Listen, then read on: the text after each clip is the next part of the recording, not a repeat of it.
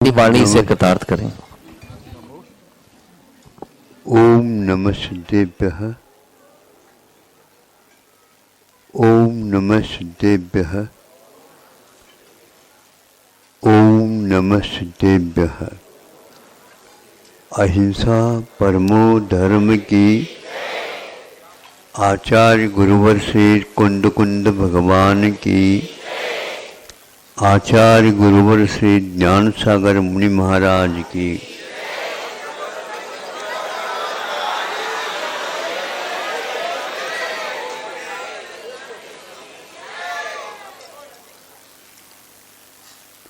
बहुत प्यास लगी है,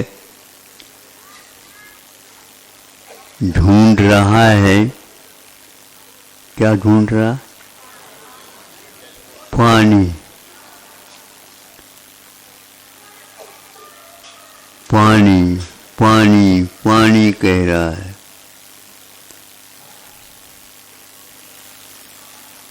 बहुत गर्मी लग रही है, ठंडक पहुंचा दो। सारा शरीर जल रहा है, आंखें सब जल रही हैं। ठंडक वाली चीज पहुंचा दो। क्या पहुंचानी? चंदन। भूख लगी है और जल्दी जल्दी पहुंचा दो। अच्छे अच्छे नैवेद्य व्यंजन बना बना करके यह अक्षत के माध्यम से आप लोग काम कर जाते। फिर इसके उपरांत नासिका कहती है, बहुत दिन से प्रतीक्षित हूँ, भिन्न भिन्न प्रकार के सुवासित वस्तु नैवेद्य यहाँ पर पहुँचा दो। इस प्रकार क्रम से भोजन की बात अब हो गई। अब आप लोग बैठे हैं यहाँ पर पूजन की बात को लेकर के। भोजन में जो वस्तु लगती है वही वस्तु अब सजा सजा करके कोई सोने की थाली में, कोई चांदी की थाली में, कोई अपनी योग्यता के अनुसार रत्नों की थाली में, इस प्रकार भिन्न भिन्न पात्रों के माध्यम से वो सब सजाया गया है। हमें कुछ समझ में नहीं आ रहा भोजन और पूजन में क्या अंतर है। आपको यदि अंतर आ रहा हो तो हमें बता दो। हमें तो कुछ नहीं लग रहा। एक लड़का बैठा है, उसको भी समझाया गया है। उसके एक हाथ में लड्डू है, दूसरे हाथ में उसके अपना व्यंजन है। इसको खाना है, इसको चढ़ाना है। उसको समझाया है तो वह जो चढ़ा रहा है उसको खाता नहीं, जो खाने के लिए है उसकी ओर बार बार वह देख रहा। पहले चढ़ाऊं फिर इसके उपरांत उसको। उस बच्चे में और आप लोगों में कोई अंतर हो तो हमें बता दो। इस अंतर को बताने के लिए ही यह पूजन की बात कही जा रही है। भोजन बाहर रहता है, पूजन भीतर तक उतरता चला जाता है। भोजन से आपका पैसा खर्च होता है। सुन रहे हो? हाउ मतलब की बात तो सुनोगे। भोजन का क्षेत्र बाहर रहता है, शरीर के अलावा और कुछ नहीं, 5 इंद्रियों के विषयों के अलावा और कुछ नहीं। किंतु पूजन का यह विधान नहीं है। पूजन का विधान आपके भावों तक संबंध रखता है और उन भावों के माध्यम से जो कर्म बंध हुआ था उनको सब साफ करने के लिए वह कारण हो जाता है।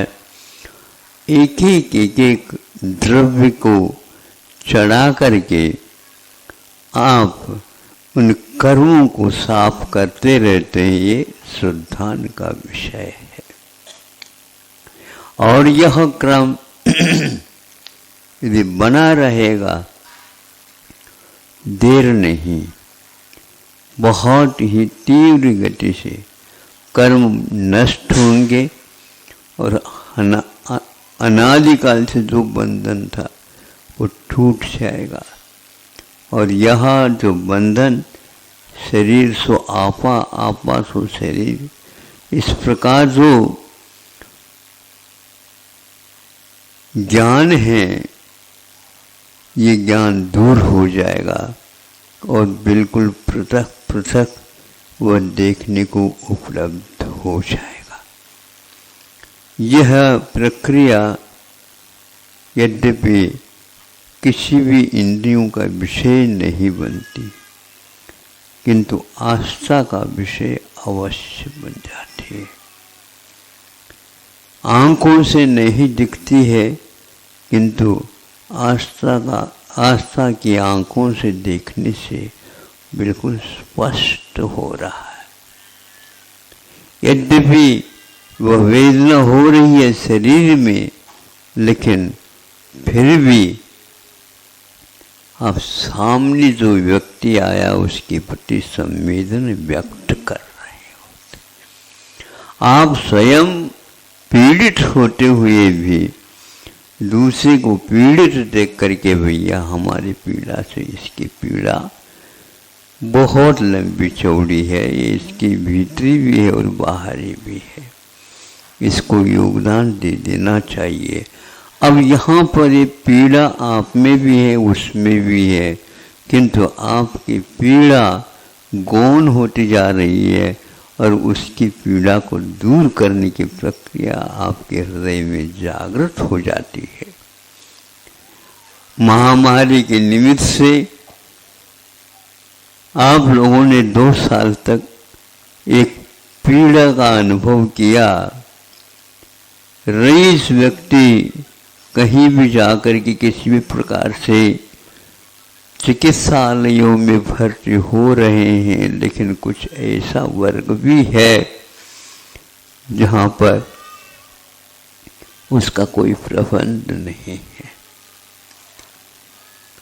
इन सब संवेदनों को 1 दिन नहीं, 2 दिन नहीं, 3 दिन नहीं, 1 रात नहीं, 1 दिन नहीं, किंतु 2 वर्ष तक लगातार आप देखते रहे, सुनते रहे और सब कुछ करते रहे। मैं इसके लिए क्या कर सकता हूँ, हाथ मलते रहे कई लोग, लेकिन अंत में संकल्प उत्पन्न हो गए और कई स्थानों में इस प्रकार की योजनाएं बन गई कि हमें अब अपनी पीड़ा की बात नहीं, किंतु जनता की पीड़ा की बात है, उसको हमें ध्यान में रखना। और वैसे ध्यान में रख गए तो आज छोटे छोटे बच्चे भी गुल्लक लेकर के आ रहे हैं।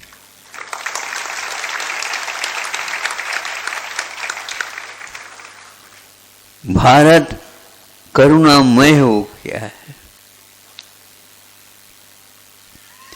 लाखों के आहुति के बाद यह बात जागृत हो गई।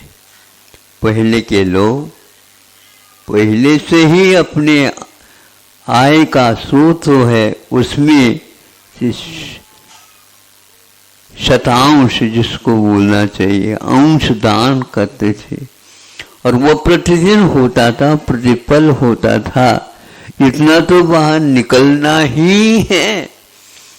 जैसे भी पूजन सामग्री आप निकाल रहे हैं प्रभु को चढ़ने ही है, उसी प्रकार 4 दान के रूप में श्रावक हमेशा हमेशा चढ़ाता आया है। अभी आप आंखें खोल रहे हो। आपके पूर्वजों ने ये सिखाया और संकल्प करवाया है। ये तो पहली रोटी गैया की, ये वह रीति है, इसको भुलाया नहीं जा सकता। प्रतिदिन वह रोटी जाएगी, पहली रोटी। तो इसी प्रकार पहली तो दान का शतांश है, वह 5 रुपए हो या 10 रुपए हो या 15 हो, 20 हो, 30 हो, आधा भी हो सकता महाराज, क्यों नहीं हो सकता? आधा हो सकता है, पूरा भी हो सकता है।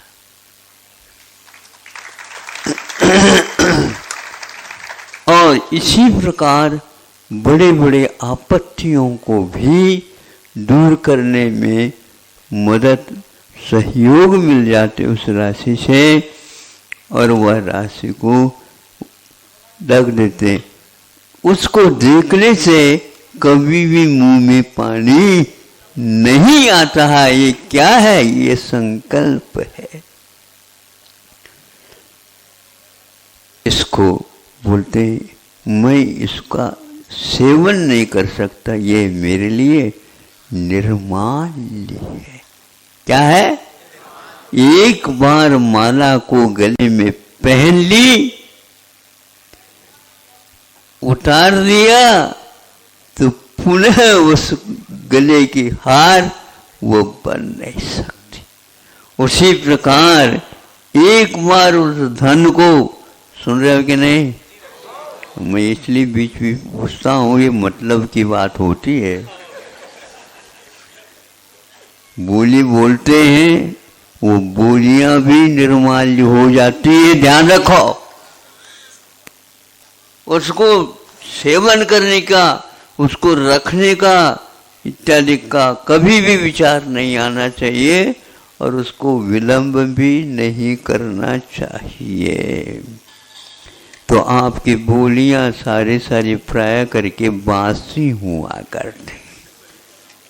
बासी समझते हो महाराज? बासी भी रोटी बहुत अच्छी लगती। बीमार उसी से तो पड़ते हैं।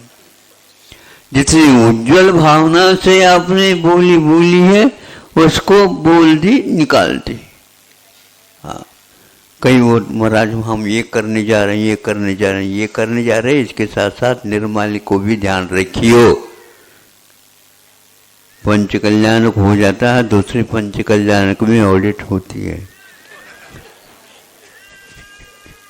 हाँ, तो उधार है, लेना नगद देना, ये तो आपने लिख रखा है। आज नगद, कल उधार। बस पहले का तो उधार था, पहले दे दिया, अब ये काय की दे रहे हो? ये इसका नहीं है, ये तो बाद में हमारे बच्चे देंगे। ये गलत है। ये परंपरा जैनियों क्या तो आना ही नहीं चाहिए। कई व्यक्तियों को भी हमने देखा, वो कहते हैं नहीं, हमने बोल दिया तो आज ही यह बाहर निकाल करके रख करके बोला है, आज ही देना।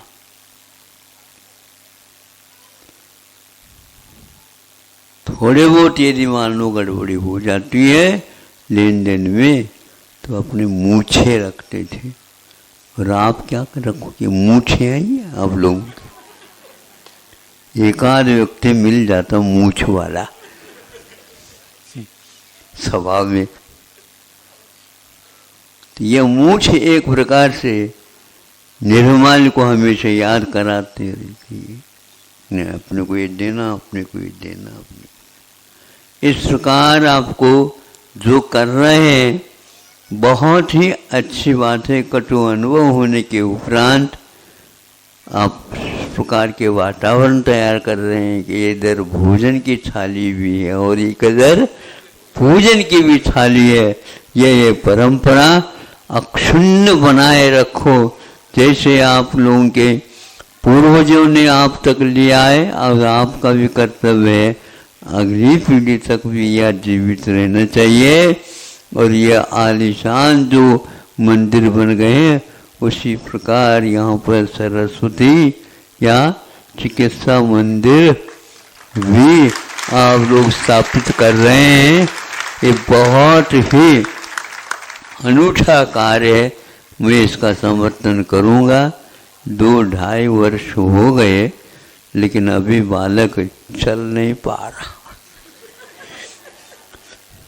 तो सुनने में तो लगता तो है माता पिता को, भैया हमारे भैया लड़का तो है लेकिन अब क्या करें। महाराज जी को जाकर के पूछो, महाराज ये बोलता ही नहीं है, चलता ही नहीं है, वो करता नहीं है। तो ऐसा ही हमें दिख रहा है, आप लोगों भी महसूस करते होंगे। जैसे आप लोग अन्य कार्य अपने कार्य दौड़ा देते हो, इस प्रकार पूर्णोदय दौड़ क्यों नहीं रहा है? दौड़ धूप क्यों नहीं? पराया नहीं है किंतु अपना ही है, लेकिन सामाजिक होने से उसमें विलंब हो जाता है। महाराज कोई बात नहीं, ज़्यादा विलंब न करो। भूख लगती है और भूख लगते लगते लगते 12 बज गए, ऊपर चढ़ गए तो फिर भूख मंदी हो जाती है। मंदी क्या महाराज, फिर तो मर ही जाती है। सुन रहे हो? इतना ही रखता हूँ मैं, याद रखो इसको, मंदी और मरी जाना। इसलिए घर का काम बाद में, पहले वह जो दिया है उसका काम पहला। इस प्रकार रखेंगे तो ये सामाजिक कार्य होंगे। नहीं तो केवल ताली बजाने से सुनने के लिए हम नहीं आए, वो तो ऐसे ही तय।